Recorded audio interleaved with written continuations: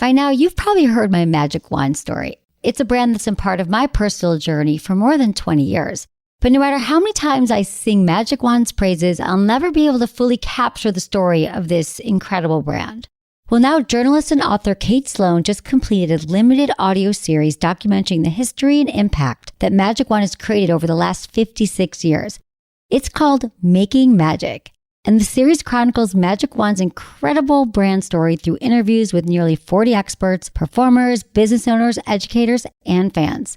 So I got a sneak preview of the series, and what I loved is that Kate weaves together snippets from all their interviews into this amazing story arc. She covers Magic Wand's journey from appliance store massager to its legendary influence on culture and sexual independence, and it's all just fascinating. The first episodes of Making Magic are available now at makingmagicseries.com or on all popular podcast platforms. Just search for Making Magic or visit makingmagicseries.com today. Thanks for listening to Sex with Emily. I'm Dr. Emily, and I'm here to help you prioritize your pleasure. This episode is very special to me because you're about to listen to the very first podcast episode ever. And it's been 15 years since the first episode I recorded in 2005. And today I'm going to tell you how I started the Sex with Emily show, how I got into the business of sex and podcasting, and you're going to know a lot more about me. So stick around. Look into his eyes. They're the eyes of a man obsessed by sex. Eyes that mock our sacred institutions. Bedroom eyes, they called them in a bygone day. I am Dr. Emily Morse, and I am the host, creator, founder of Sex with Emily. I inspire people to prioritize their pleasure. I would always ask people, how did you meet and how did you fall in love? And then also, as I got older, I realized that sex was built up to be the most incredible thing. Like when you get older, you get a driver's license, you get to have sex. And sex was just utterly disappointing. It wasn't great. I didn't know anything about it. And I'm an overachiever. So I just thought everyone's doing it better than me. What don't I know about sex? So when I started the podcast, it seemed a lot of people were struggling with intimacy. And I thought, well, what is the connection here between sex and intimacy and relationships? And then I was a documentary filmmaker, and what I loved about my documentary was I loved interviewing people. I loved getting their stories. And I realized after that, well, if I'm going to continue to do this, what topic would be interesting? And to me, this was infinitely fascinating. And so I started the podcast about 15 years ago. What I was going to do was a cable access show. So I was doing a show called Searching for Sex in San Francisco, and I did like 3 episodes. My intern at the time was like, oh, there's this thing called podcasting, and we just need to do audio, and that's it. I was like, oh my God, we could do something without like camera and makeup, and like, yes. So I found a guy on Craigslist. His name's Eddie. He came over, and he was this amazing guy, and he brought this huge soundboard and a bunch of mics and set up.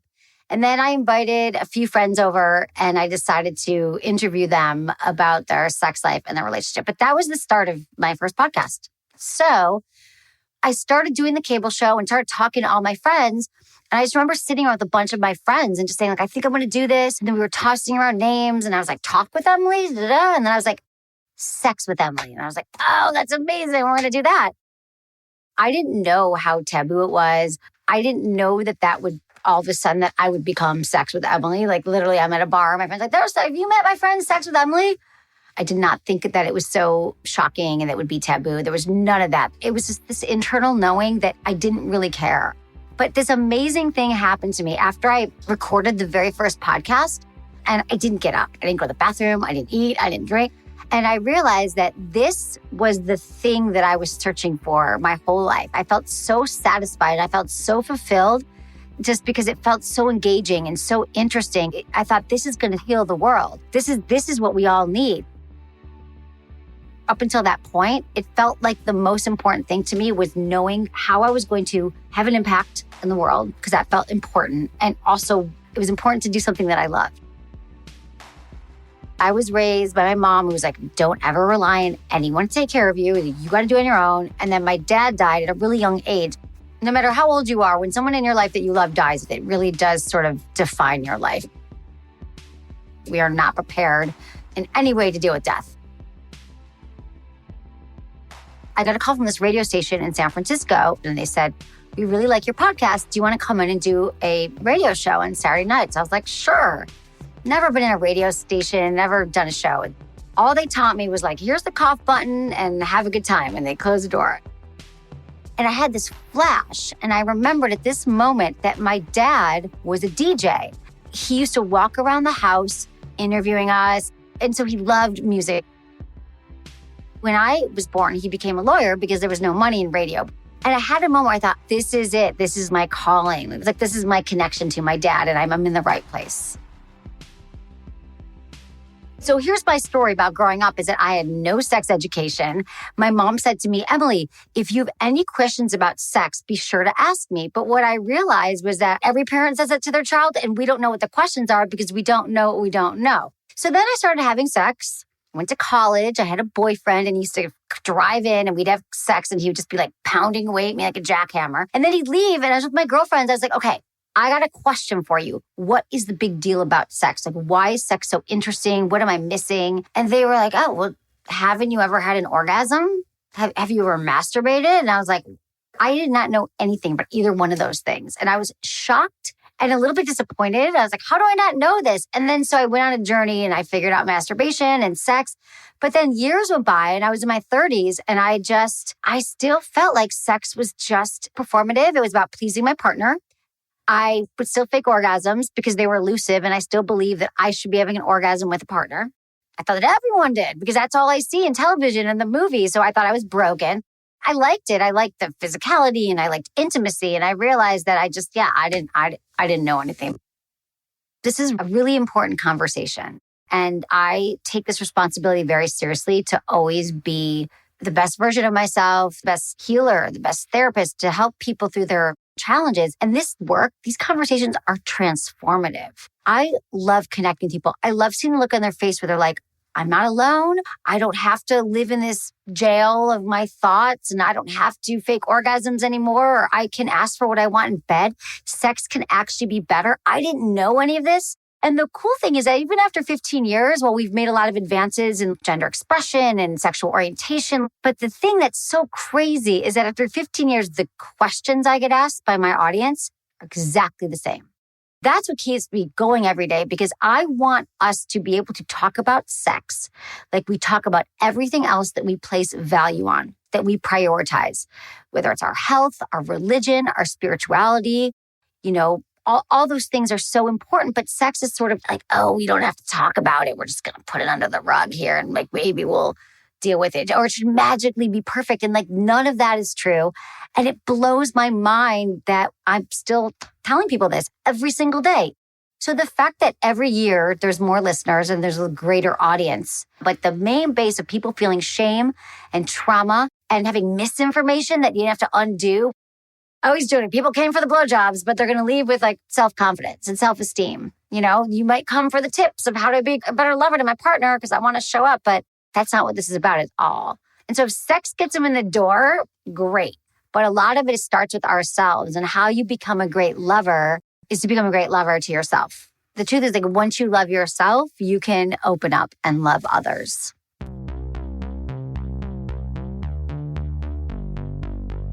I can't believe it's been 15 years. It's been so hard. I really had no money. Economy was bad. I had to sell everything I owned and move out of my apartment in San Francisco and live on a friend's couch for 7 months while I kept doing the show. And that was really hard too, because I was an adult. I was full on, my friends were owned homes and had children.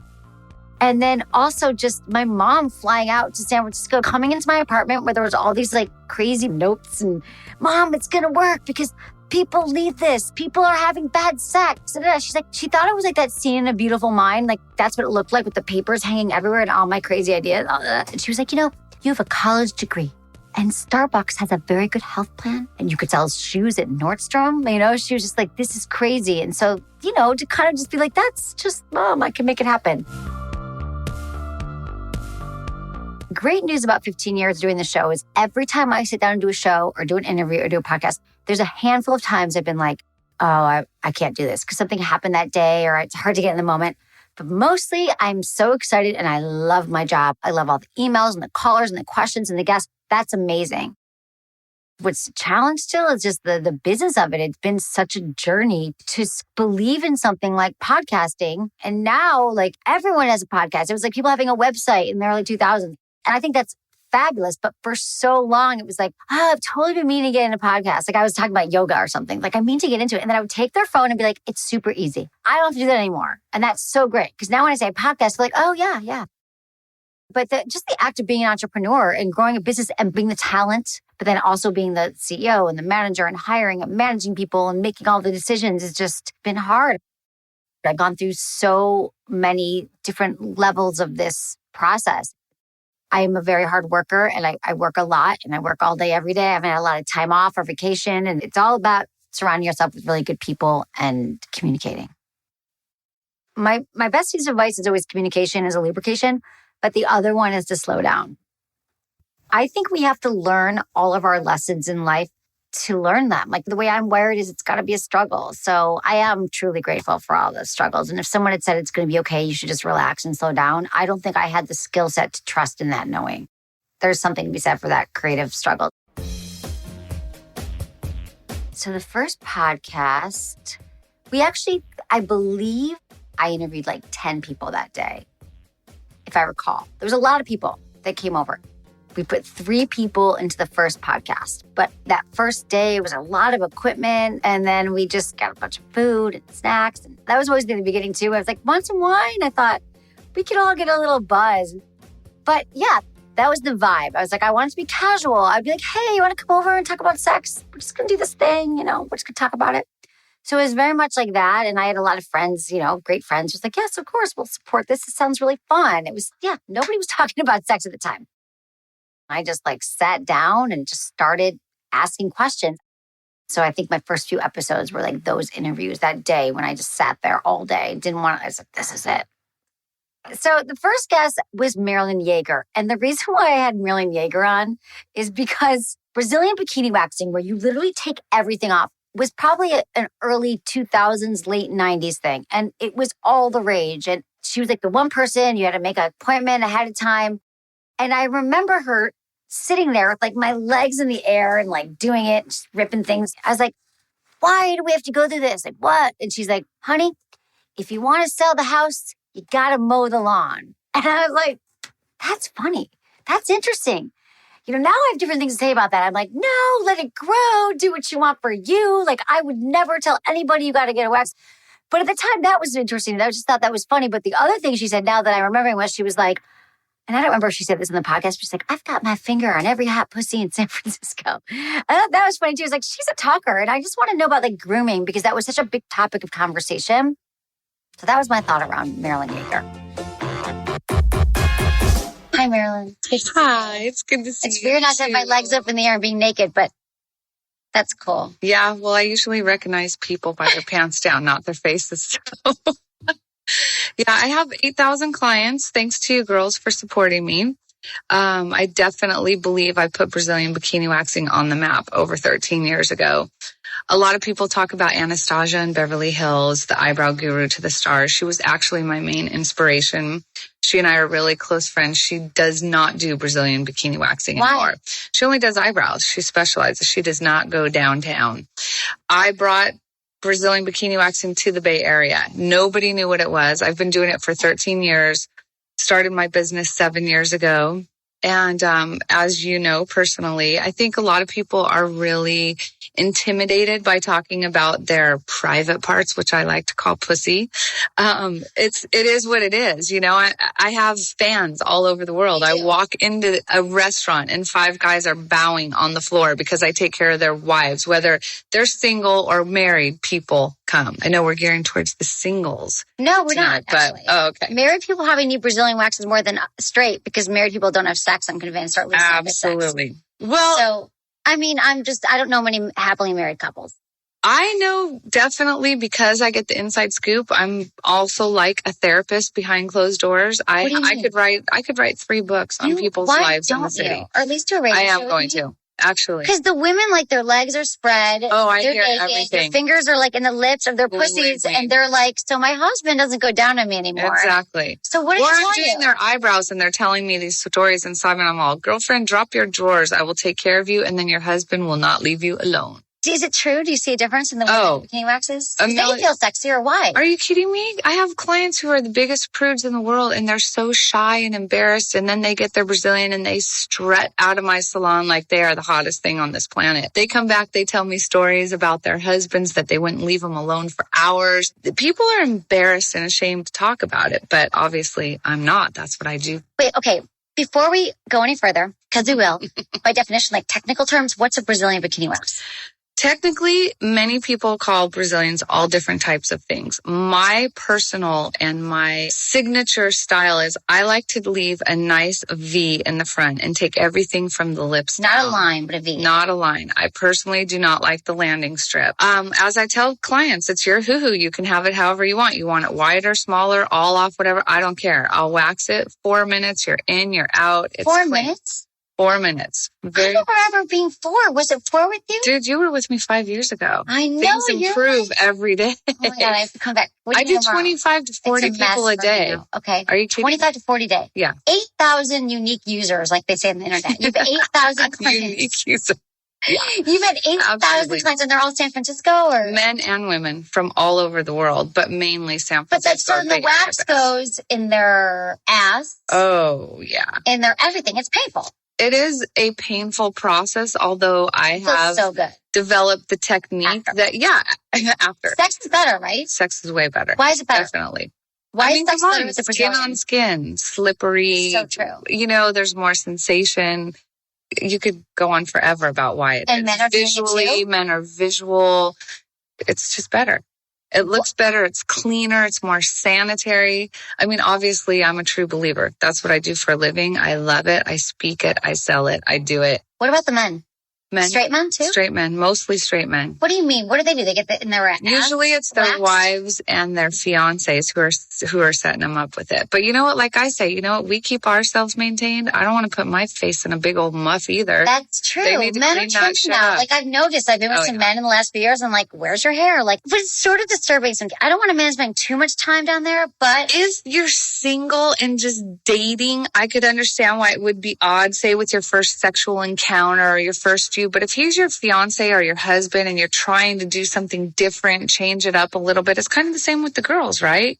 You got to change it up. You got to switch it around. They want something new and exciting. And believe me, I mean, you know, some people are into kinky stuff. Some people like hair. Not anybody I know, because I won't let them have it. But men, if men don't have hair around their anus, whatever, it might be great to the woman to ring it. I don't know. Whatever they want to do, they do, right? And they tell you all this. Like, what do you mean you're like a therapist? I hear everything. Like I mean, what? people cry and laugh and get pregnant and get engaged, or they break up with their boyfriends. They don't see you. What do you do every 6 weeks? Every 3 to 4. They have sex with random people. They're dating younger guys. They're dating older guys. I mean, I hear it all. And it's like every hot pussy in the city. What do you mean by that? Well, every hot pussy in San Francisco. Probably seen more pussy than any man on this planet. Definitely. I mean, come on, 8,000 other than what, Magic or whoever got in trouble for being with all those women? Are they all the same after a while? No, because it's more about my relationship with the client. I am definitely not into the anatomy. I think the whole experience, of course, it is about having your pussy clean. I mean, my saying is a clean girl is a happy girl. And it's true that therefore you make a happy boy. And you know what I say when you're single? You got to mow the lawn if you're going to put the house up for sale, baby. Like you want to walk that strut. You want to feel clean. You want to feel sexy. And it's all good. 8,000 pussies in San Francisco. Like, yeah, absolutely. And a few balls and sacks in there, you know, 8,000. You can wax the balls? Oh, absolutely. Actually, it's funny you bring up balls. That's one of my topics tonight. I'm ball phobic. Like, I don't know if I had a man in my youth tell me like, oh, be careful with the balls. I don't touch them. It's bad. That's bad. Like, I kind of touch, but I feel like, not really though. I'm afraid. Really. I think I do other things though, but I feel like you're not really, some don't like it. Like, they get their balls waxed. Men? Yeah. Yes, they do. And it's not, and you do that? You touch him? You touch the balls? I tell them they got to hold their own sack. What's a male like on his first date with you? Oh, so getting waxed. His first date. His first wax date.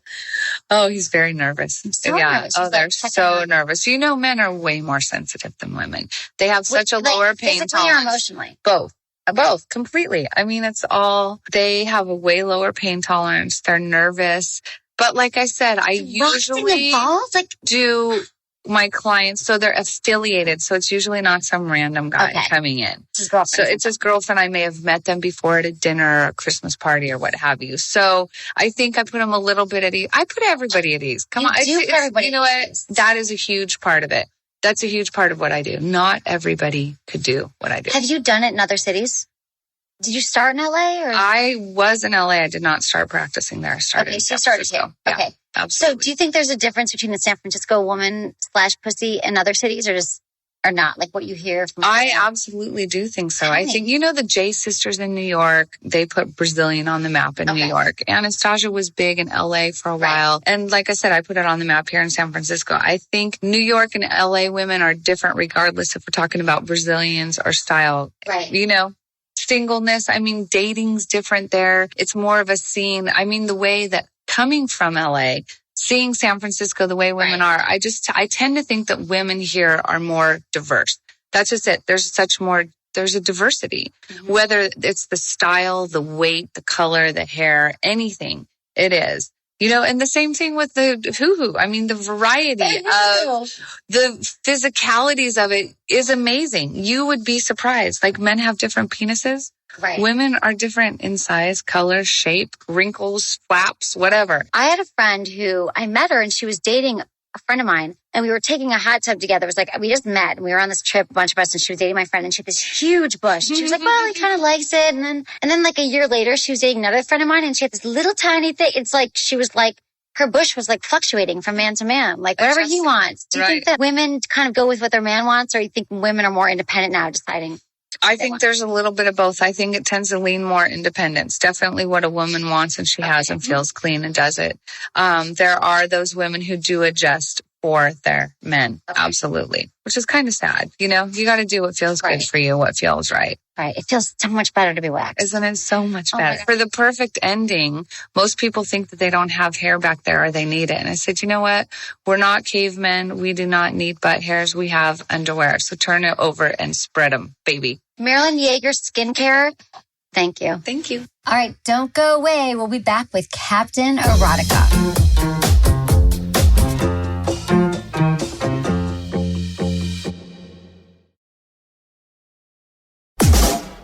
Captain Erotica was a freaking character. So at the time, we all went to Burning Man. All my friends went for years since the 90s and when it was at Baker Beach. All the things Burning Man. San Francisco is a great place to start a sex show and to grow up. But he was this guy, and I didn't know anyone else like him because he was very open sexually. But I remember that he was like, I teach men how to have sex with their wives. Or I'm like, this is how she wants to be touched. And this is what she needs. And he was like so out there. I'd never met anyone else like them. He took me to my first sex party. He took me to a dungeon. He was just like open. I had never met anyone like that. I did. And now it's like, now I come to know that what he was doing was he was like a sexological body worker, but he wasn't certified. He was somebody who was like, I understand that I can have sex with someone's wife or I can help them and not be emotionally attached. And I just thought he was a good time. So I was like, let's talk about what you do. And it was just the kernels of so many other people I've met, but he was probably one of the first people that I knew that was open and talking about sexual independence and expression in a way that was contrary to most people I knew. How do you get a name like Captain Erotica? Well, in my case, you choose it for yourself. How did I took the name Captain Erotica as part of my Burning Man experience. Burning Man is an arts festival most people have probably heard about, but one of the nice things about it is you can be whoever you want. You can pick a name. It's called having a playa name or a Burning Man name. And in my case, I picked Captain Erotica because it really represented what I'm about in the world, which is helping people to be more free with their sexual energy and make their fantasies come real. How did you learn all this? Well, I was really lucky. I mean, I grew up in New York and I grew up with a family that was pretty open open-minded and liberal, not in a freaky kind of way, but just like cool stuff. And did your mom say, honey, when you have sex? Yeah, my dad was the person who talked to me about it, and he was pretty straight up. I got to say, what's sex about talks. Well, it's funny. I first had oral sex when I was in 7th grade with Kim Brill, the 9th grader in our neighborhood who was the super hottie. Down on you, or you went down I went her? Down on her, yeah, for the first time in 7th grade. 7th grade? Yeah, I've been practicing ever since. Oh my God. See, most men can't even do it right till like 27, right? Elizabeth, would you say Elizabeth? Like, in college, I'm like, oh God, I know this is right, but don't do it. Just come on, let's have sex. Anyway, that's, oh my God, you are Captain Erotica. My last lover said to me as she was looking down at me, she's like, wow, Captain Erotica, you have mad skills with the tongue. Do they all call you Captain Erotica? No, not all of them. I don't even know some his people name. do, I suppose. His name is Captain Erotica. What else do I need to know? So you got this name. So you went to Burning Man 5 years ago. Did you know that was going to be your name, or you got to find No, I picked it in advance. I was like, I was telling you earlier, I was trying to have our camp have a whole theme around kinkiness and being kinky superheroes, because I think the world needs more of that. And more kinky superheroes? Are you a kinky superhero? Yeah, absolutely. I'm a kinky superhero. Yep. What are some other kinky superheroes? Wow. Yeah. There are not very many of them, actually. It's kind of a problem. You are one, I think. I feel like, tell me about polyamory. Well, it's interesting. Marriage. A lot of people don't know what that means. There's 2 different terms I want to throw out. Polyamory means many loves. That's the literal translation, right? And it's actually getting thrown around a lot now. It's a pretty hip thing. Like bisexual was the hip thing of the 90s. Everyone was, or women, we're all bi, right? But now it's everyone's poly. Oh, I'm poly. We're poly. But really, polyamory and polysexuality are 2 different things. Polyamory would be like you and I are in a relationship and we are in love, and then I also have a relationship with Elizabeth, but we're actually in love with each other, and it's all cool and everybody knows about it. And we're all in love with each other? Well, I'm not in love with Elizabeth, but I'm in love with you. No, but if you might have a boyfriend, or Eddie over here, and Eddie's your other lover, and we're all, and it's not just sex, it's actual relationship. So in other words, there's so many iterations. Some people are totally psyched. They're like, oh, you know what? I'm so busy in my career. You have another lover? That's great. I love them. I've met them. That's cool. Go away. I got to finish this website this weekend. Well, so what we did, we came together, and we both had many lovers when we met, and we were not looking to get in a relationship. And every lover knew about each other. Because I've never had in that circumstance, yes, absolutely. Okay. And so what was trippy was that when we came together, we're both like, whoa, you're major. This is intense. But wow, I have these other people. So what we talked about was that our ideal was to be in a polyamorous relationship where we could be together and be partners, and as partners, live together and be supportive of each other in a common way, so that you're thinking of the other person, not always, but you're there in your mind. You're not just doing stuff only for you, because you're considering your partner when you're doing it. So you don't just go, oh, I'm going to Europe for 2 months, whether you like it or not. I hope that's great. You're going, okay, is my partner going to be okay with that? And kind of working it through. So there's the idea of a primary partner in polyamory, and then a secondary partner, and you can have multiple secondary partners and stuff. So just to clarify, polysexuality could mean that you have many sex partners. That's what you are right now. You're polysexual now. Exactly. I'm not. Because when I end this relationship, I was clear with my lovers. I'm like, look, I can't deal right now with getting into something new, and that's going to be something that is, too emotionally elaborate, because I'm now processing this stuff, and I don't want to do that to you. So it's been hard for you. Well, no, it hasn't been hard. It's just been a matter of I want to be respectful to them. Did it not work because of all the partners? Not at all. I was actually not that in any way, shape, or form. But let me finish that beginning story, because it's kind of funny. So what we did was we said, look, we both ultimately want to be polyamorous and have more than one sex partner, because we're both really sexual and we're both really into that. And so what we ended up saying is that the only real way that we felt comfortable doing that was to get involved with each other without these other lovers and really see whether we were good as partners. And if we were, then from that space, we would go forth and enter other lovers into relationships. So we spent a year monogamous, and we slowly invited other people in. First, we did something where we had a girlfriend, and the girlfriend was someone who was both of our girlfriends. Yeah, we met her at Burning Man, and she was someone who was a dominant woman, and this partner was submissive to me too sexually. So that just means that, in the bedroom, she did what I said and all that stuff. My wife, yeah. Your wife, okay. Yeah. So anyway, but did you switch it up, or no, never switch. Yeah, I'm not a switch person. I mean, I will for someone if they really, really, really want to, but I've tried it back in the day when with that first lover. We totally tried switching everything, and it was just like, it doesn't do stuff for us, so it's fine. A lot of people switch, that's fine. There's no judgment about that. It's just an individual thing. So anyway, we had a lover at Burning Man who was a dominant woman. And what we were going to do is her and I were going to dominate my wife together. And that was this very hot thing for all of us. And it was really safe for my wife because this woman's not going to steal me away because she's dominant too and this and that. And so that was kind of, and also that woman was mostly a lesbian. So that was also kind of ironic because she was like, okay, I want to play with a couple. That sounds fun, especially if it's, we're not like fucking. We're going to be like tying each other up and doing fun stuff like that, right? So it turned out that it was ironic because once we started fooling around, this woman really kind of fell for me and turned into someone who was definitely bisexual and definitely wanted to switch.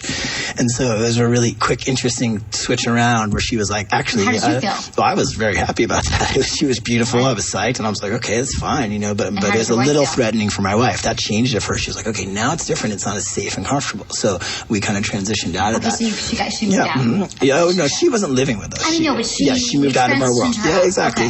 So, so that was an experiment. And then the next thing that we did, and this is very... And your wife, there was no threatening... No, because this woman was very... She was totally cute. I wasn't like mega hot for her. She was cute, but not like where I was like... But my wife is gorgeous, so she, it wasn't an issue for us at all. And we were really clear about that too. Like, we can't come at polyamory, for us at least, from, oh, you're not enough for me, so I need to go get something else. We were like, I am so hot for you, and it's great that you want to be with other people because everybody does. So as long as you do it respectfully... This is the thing. Everyone does, but nobody talks about it. Watch the Kinsey report and check the numbers. And that was back then. Think about now. Right now, you can IM someone and go hook up with me at the bar at lunch. They didn't even have that back then. So those numbers are more.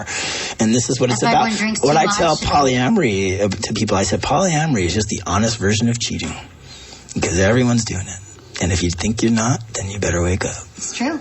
I kind of agree with you. It's totally true. Everyone's cheating, or they want to, or they've got a flirtation. Married men would rather surf porn than have sex with their wives. Right, exactly, because it's all about the other and the fantasy, and that's totally valid to feel that way.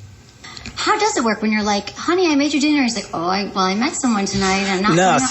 It doesn't work like that. No, it's not that it's contrived. I mean, you just brought up the exact point. You don't just spring it on someone. You can't do that. It's all about respectful communication. Being polyamorous doesn't mean you're single. It doesn't mean you have a free-for-all to fuck anybody you want. It means that you're acknowledging the fact that you might have other sex or other relationships in your life, and that if you go through it in certain ways, it doesn't have to be negative. There's always hard stuff in polyamory. In other words, like, it's not just like, oh, you can do it perfect and then it's going to be perfect. It's not necessarily easier monogamy. No, exactly. It's not. And I tell people, if you think that just because you're going to have many lovers, all you're going to get is extra sex, I'm like, you're clueless. Because notice that how much of a relationship is sex and how much is about growth, and you'll notice which is way more. So you just talk about everything. Every issue that comes up. You have to. Well, yeah. I mean, you never cheated in your polyamorous relationship. No. There's different models of it. Some people model where it's like, I want to keep my thing private.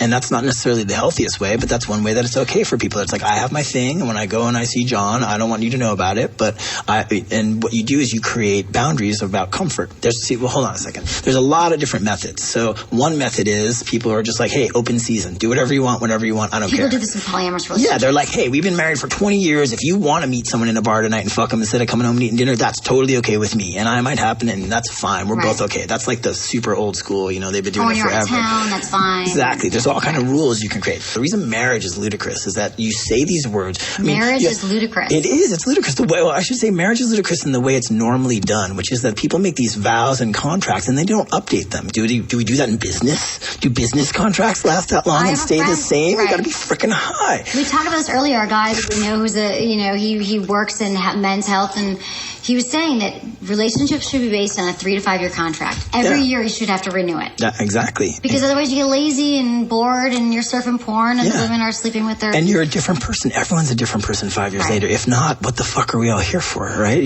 So it's like, if you acknowledge that and that person is growing together, then you're going to know that, okay, then stuff might change. People do forever, and then they repress it, and they don't communicate, because it all goes back. I think that every conflict basically goes back to sex and these sexual urges that we kind of repress. You have to ask your partner what they want, and it is your duty.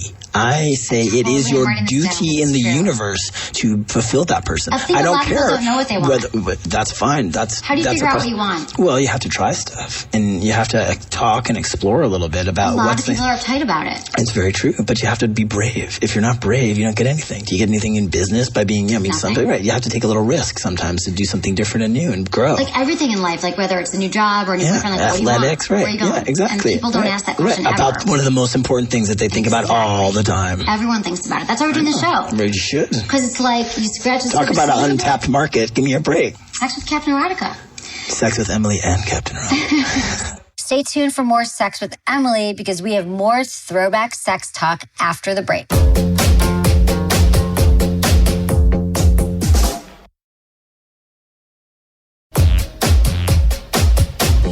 Dorca is still a very dear friend of mine. And it's interesting because at the time, when I met Dorca, she's a few years older than I am. And I don't know if we talked about our ages in that, but she was like 8. I think she's like 8 years older than me. But I've never had the calling to have children. It just, my body didn't speak to it. I always knew that I was going to birth something, but it was going to be something through work. It was going to be a movement. It was going to be something impactful. I just wasn't a path.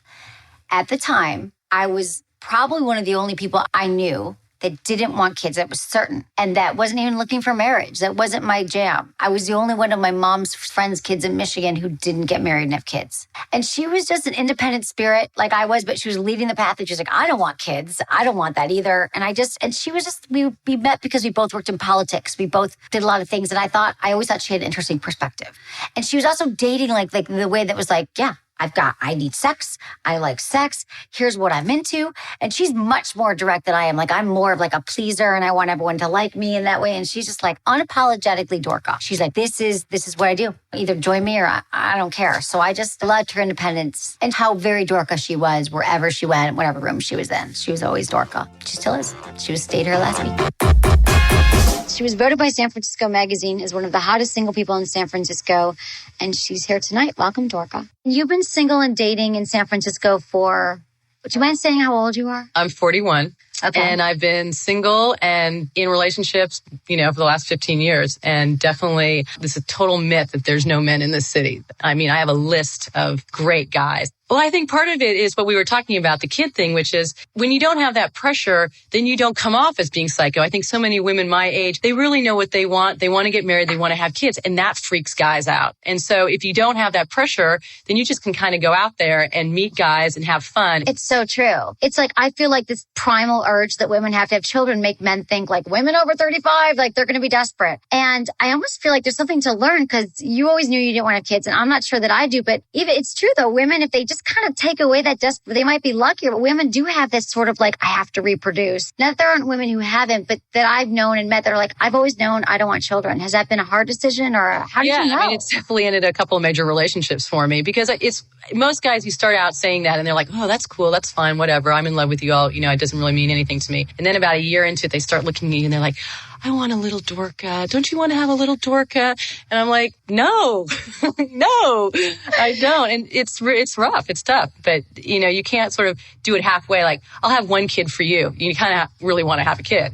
Right. And so, like I said, there's a lot of men and women who admire you and men who want you. And I feel like there's a sense about you. There's a lot of women, I think, not just in San Francisco and everywhere, that are desperate and they're the victims. And they're beautiful and they're smart and they're intelligent, but they're desperate and they're victims. And you've never had that. Well, and I don't know a lot of women like that. And they have a lot, and then they have victim written on the front of their forehead and they go out and they're looking, they're on a mission to find a guy to get married. And but it's what do those women look like? But besides says victim in red on the forehead, like what, could you give me some characteristics? I mean, you're not like that, but you know them. Well, I just think it's, women the problem is women do know what they want. And they know much more than men, especially at my age. You know what you want, the kind of guy you want, the kind of life. And that's really threatening to men. Men don't want to be controlled. They want to feel like they're in charge, they're the hunter and whatever. But we all know really that the women are the gatherers and the women have always been the ones in control. But you kind of have to learn how to do it in a way that allows men to still feel like they're in control. But the problem is when you are 40 and you do want to have kids, you are under a time pressure. So it's this really evil thing, I think, that's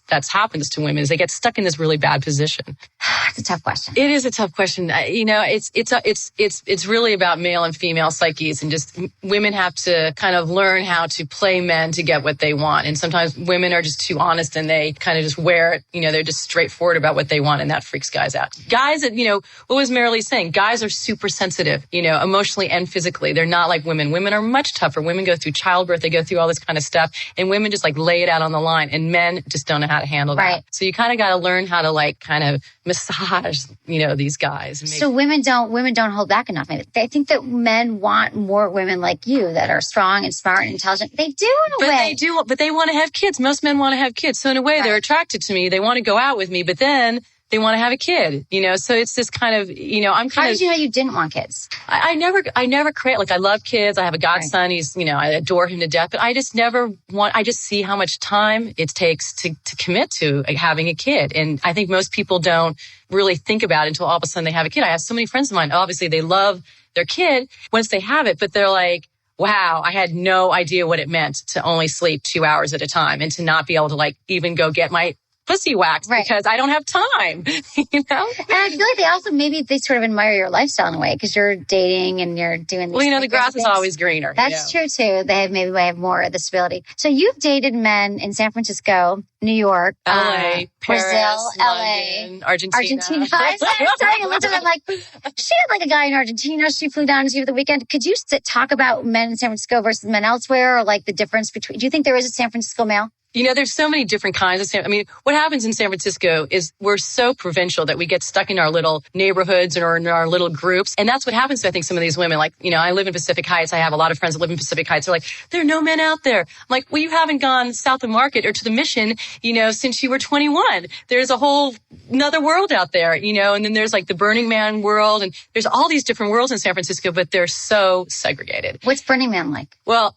Burning Man, if you want to hook up, you go to Burning Man. There's just like men and women everywhere, and everyone's sexy looking and dress up and in costumes. And you can just and I think that's what people like about Burning Man is people can, people take on their different names. They go out there and they have this whole alter ego experience for a week. And then they go back to their, desk job at whatever software company. How would you explain Burning Man? What is it? Burning Man is the most amazing experience. It is the wildest. It's not like if people are like, oh, it's this fair with music and art. It's not. It's this wild happening. And everything's there. You can find anything. You can find S&M. You can find, people giving wax jobs out there. Really? Oh yeah. There was a whole camp where they'd shaved and waxed. That's what their offering was. And there's no money being exchanged there. And people are just super generous. It's the most amazing community out there. No money, and loving, and you slow down and you're like, well, I don't know if you slow down. It depends you need like a couple of weeks to recover after you go to Burning Man because you're up all night because that's what's so fun. And there's so much to see. There's just, everything is just wild. And there's men think that women can only have emotional sex. And I feel like the stories you've told me that you've had emotionally detached sex, like you can just be with a guy for like sex sake. Totally. You have to feel some kind of connection. Right.